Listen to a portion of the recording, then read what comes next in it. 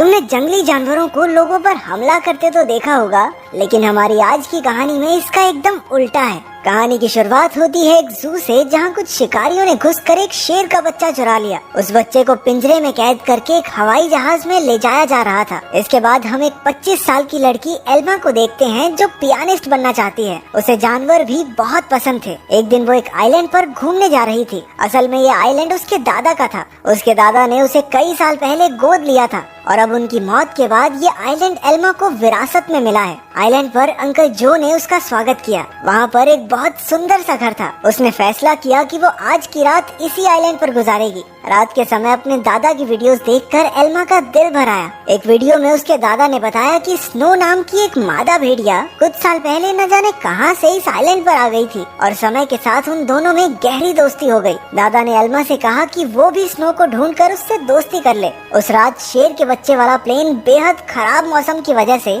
उसी आइलैंड पर क्रैश हो गया। क्रैश की आवाज सुनकर एल्मा डर गई और उसने बाहर जाकर देखा, लेकिन वो आइलैंड बहुत बड़ा था तो उसे कुछ नहीं मिला।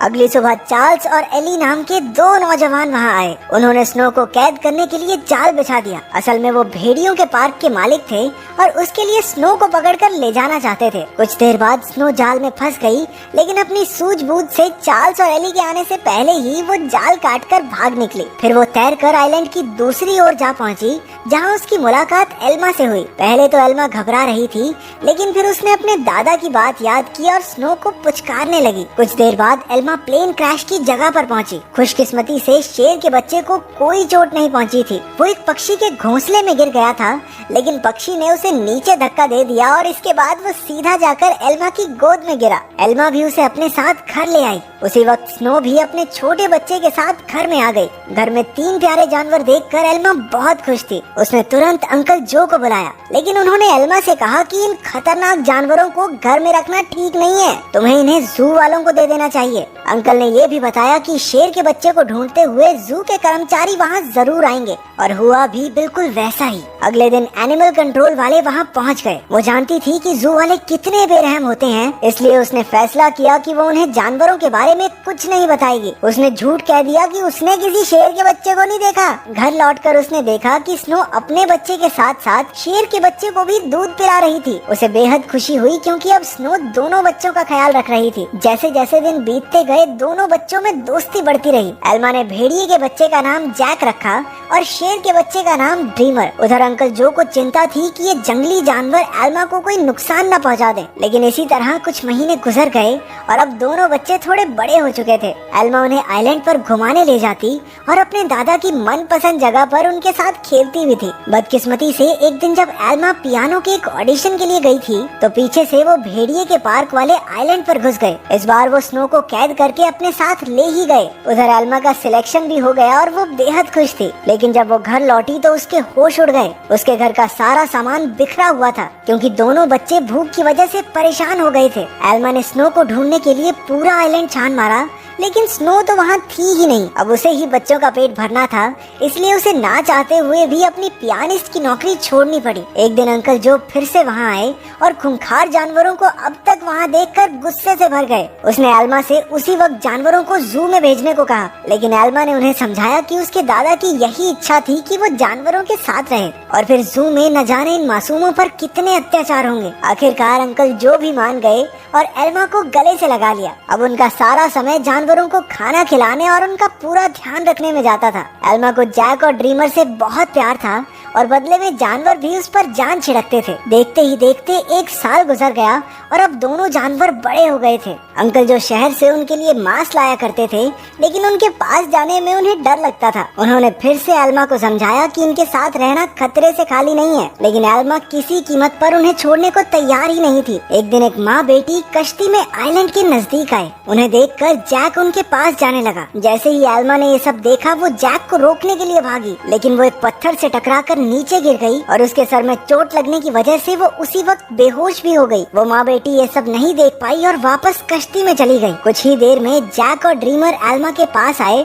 और उसे उठाने की बहुत सी कोशिशें की, लेकिन कोई फायदा नहीं हुआ। वो कई घंटों तक जोर जोर से आवाजें लगाकर मदद के लिए पुकारते रहे, लेकिन कोई नहीं आया। जल्द ही रात हो गई और दोनों जानवर एल्मा से सटकर बैठ गए। उन्होंने पूरी रात जागकर एल्मा को गर्माहट दी। अगली सुबह अंकल जो ने एल्मा को कई बार कॉल की, लेकिन कोई जवाब न मिलने पर वो समझ गए कि कुछ तो गड़बड़ जरूर है। वो तुरंत आइलैंड पर पहुँचे। उन्हें लगा कि जरूर इन जंगली जानवरों ने एल्मा पर हमला कर दिया होगा, इसलिए उन्होंने एनिमल कंट्रोल वालों को कॉल कर दिया। लेकिन जब उन्हें एल्मा बेहोश मिली और जानवरों को उसकी रक्षा करते देखा तो उन्हें अपनी इस हरकत पर बहुत पछतावा हुआ। इसके बाद जब एल्मा को हॉस्पिटल ले जाया गया तो डॉक्टर ने उन्हें बताया कि अगर जैक और ड्रीमर ने उसे गर्माहट न दी होती तो शायद वो आज जिंदा न होती। उधर एनिमल कंट्रोल वालों ने जैक को पकड़कर इलाई और चार्ल्स को सौंप दिया। उन्हें एहसास हो गया कि जैक तो स्नो का ही बच्चा है। वहीं ड्रीमर को एलन नाम के एक आदमी को बेच दिया गया जो एक जू चलाता था। एलन बहुत बेरहम आदमी था जो अक्सर अपने जानवरों को पीटा करता था, लेकिन अपने बाप से बिल्कुल उल्टा उसका बेटा रैफा बहुत नरम दिल का था। जल्द ही उसकी दोस्ती ड्रीमर से हो गई, लेकिन कुछ ही दिनों में बेचारे ड्रीमर को कई नशीली दवाइयां देकर सर्कस में करतब करने के लिए मजबूर किया जाता। ड्रीमर ने अब तक की अपनी जिंदगी मजे से आइलैंड पर गुजारी थी, लेकिन इन बेरहम लोगों ने उस पर काफी बुरा असर डाला, इसलिए राफा अक्सर उसके पास उसे शांत करने जाया करता। उधर हॉस्पिटल में एल्मा ने होश में आते ही जैक और ड्रीमर के बारे में पूछा। अंकल जो ने भारी दिल के साथ उसे सब सच बता दिया। जैसे ही एल्मा हॉस्पिटल से बाहर आई वो सीधा एनिमल कंट्रोल के दफ्तर में पहुंची। उसे पता चला कि जैक को तो भेड़ियों के पार्क में भेज दिया है और ड्रीमर को उन्होंने एक सर्कस ग्रुप को दे दिया था। ये सुनते ही वो गुस्से से भर गई और ऑफिसर पर चिल्लाने लगी, लेकिन अंकल जो ने उसे शांत किया। कुछ समय बाद एल्मा ने एली को फोन करके जैक के बारे में पूछा। एली ने बताया कि जैक बहुत खुश है और यहाँ उसके कुछ दोस्त भी बन गए हैं। इससे एल्मा को थोड़ी तसल्ली मिली, लेकिन अब भी वो ड्रीमर के लिए बहुत परेशान थी। अगले कुछ हफ्तों तक वो शहर की हर एक सर्कस में गई और सबसे ड्रीमर के बारे में पूछताछ की, लेकिन कुछ हाथ नहीं लगा। उधर ड्रीमर की वजह से एलन की मोटी कमाई होने लगी थी। ड्रीमर जल्द ही स्टार लॉयन के नाम से मशहूर हो गया। एक दिन ड्रीमर का सर्कस ग्रुप भेड़ियों के पार्क के पास से गुजर रहा था और जैक ने तुरंत अपने बचपन के दोस्त को पहचान लिया। जैक अपनी सूझबूझ से पिंजरे से बाहर निकल गया। एली ने जब ये देखा तो वो समझ गया कि जैक बेहद समझदार है और वो जरूर कुछ न कुछ ढूंढ रहा है। जल्द ही जैक उस तक पहुंच गया जिसे वो ढूंढ रहा था। उसने बड़ी चालाकी से ड्रीमर को भी पिंजरे से छुड़ा लिया। इतने महीनों के बाद एक दूसरे से मिलने पर दोनों जमकर खेले। जब एलन को ड्रीमर के भागने का पता चला तो उसने गुस्से में बेहोश करने वाली बंदूक निकाल ली। उसके बेटे रैफा ने उसे रोकने की बहुत कोशिश की, लेकिन लालची एलन ने उसकी एक न सुनी। हार कर रैफा भी ड्रीमर को ढूंढने एलन के साथ चल पड़ा। एलन ने एली को भी ड्रीमर के बारे में बताया। अब वो समझ गए थे कि जैक और ड्रीमर दोनों साथ ही हैं। इसी वजह से पूरे शहर में हाई अलर्ट जारी कर दिया गया। उस शाम एली ने एल्मा को सब कुछ बताया और कहा कि एनिमल कंट्रोल वाले दोनों जानवरों के पीछे पड़े हैं। ये सुनकर एल्मा घबरा गई, लेकिन एली ने बताया कि उन्होंने जैक के शरीर में एक ट्रैकर फिट किया था। जैक और ड्रीमर की आखिरी लोकेशन एक जंगल के आसपास थी। अब एल्मा और एली ने मिलकर जानवरों को ढूंढने का फैसला किया। उधर दोनों जानवर शहर में खुलेआम घूम रहे थे, इसलिए पुलिस ने शूट एट साइट के ऑर्डर्स दे दिए। बाद में दोनों जानवर फिर से जंगल में पहुंच गए, जहां एलन और रफा ने उन्हें देख लिया। लालची एलन ने ड्रीमर पर अपनी ट्रैंकुलाइजर गन से हमला कर दिया, लेकिन उसी वक्त जैक बीच में आ गया और अपने दोस्त के बदले खुद गोली का शिकार हो गया। बेचारा जैक तो उसी वक्त बेहोश हो गया, जबकि ड्रीमर को वहां से भागने का मौका मिल गया। उसके भाग जाने के बाद रफा ने तुरंत जैक का ट्रैकर हटाकर उसे एक दवाई दे दी, जिससे बेहोशी की गोली का असर खत्म हो जाए। कुछ देर बाद बाप बेटा एक बार में पहुंचे और एली और एल्मा भी एक ट्रैकर के जरिए उन तक पहुंच गए। एलन ने उनसे कहा कि उसके पास कोई ट्रैकर वगैरह नहीं है और उन्हें बाहर भेज दिया, लेकिन समझदार रैफा ने बाथरूम का बहाना बनाकर एली और एल्मा को सब सच बता दिया। वो उन्हें जंगल में ले गया, जहां आखिरकार उन्हें ड्रीमर मिल गया। इसके बाद ड्रीमर उन्हें एक झोपड़ी में ले गया, जहां जैक आराम कर रहा था।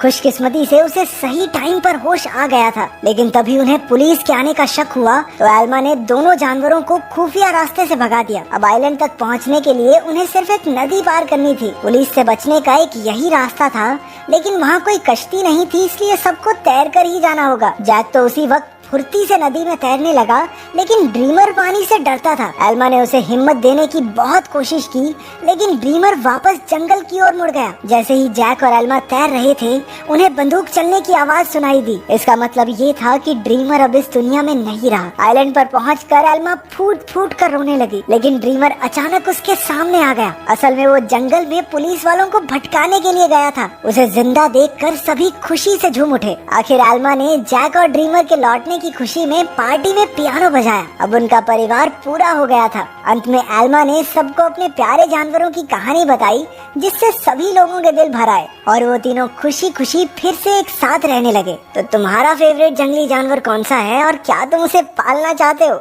कमेंट्स में जरूर बताना। मिलते हैं अगली वीडियो में।